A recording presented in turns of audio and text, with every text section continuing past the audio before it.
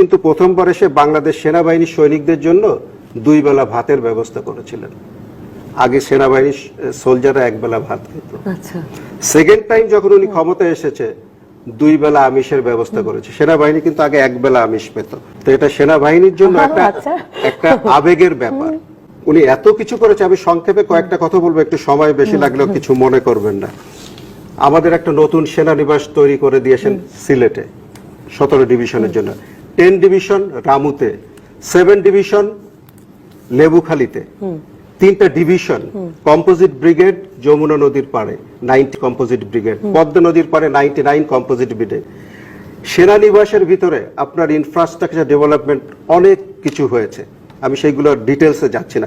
আমাদের বর্তমান সিএমএইচটা একটা অত্যাধুনিক হাসপাতাল হিসেবে আপনি কনসিডার করতে পারেন। বোন ম্যারো ট্রান্সপ্লান্টেশন থেকে fertility centre, cancer centre, whatever you call, everything is there.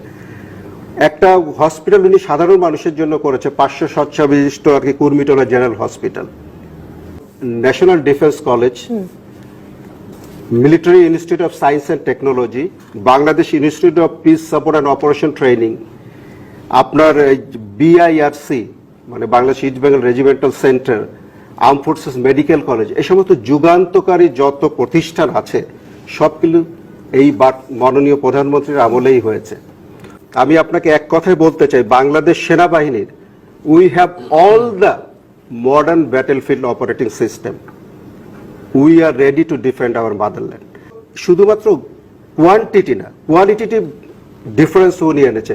4th জেনারেশনের ট্যাঙ্ক কিন্তু আমাদের আছে, আমাদের আছে এএপিসি, আমাদের আছে এন্টি ট্যাঙ্ক গাইডেড মিসাইল, অনেক কিছু আছে। বাংলাদেশ সেনাবাহিনীতে মহিলা শুধুমাত্র ডাক্তাররাই ছিল, কিন্তু মহিলা রেগুলার অফিসারে কিন্তু শি হ্যাজ ইন্ট্রোডিউসড।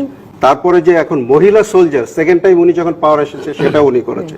আমাদের ছিল মানে 98-99 সালে উনি কন্টিনজেন্ট কমান্ডার হিসেবে আমরা কিন্তু 2 জন ফেমাল পাঠিয়েছে, যেটা কিন্তু একটা সারা বিশ্বে একটা আইকন হয়ে দাঁড়িয়েছে।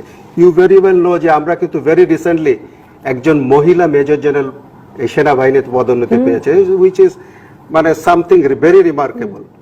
স্কুলে ছাত্রছাত্রীরা মাননীয় প্রধানমন্ত্রীকে ধন্যবাদ দিচ্ছে বছরের শুরুতে বই দেওয়ার জন্য।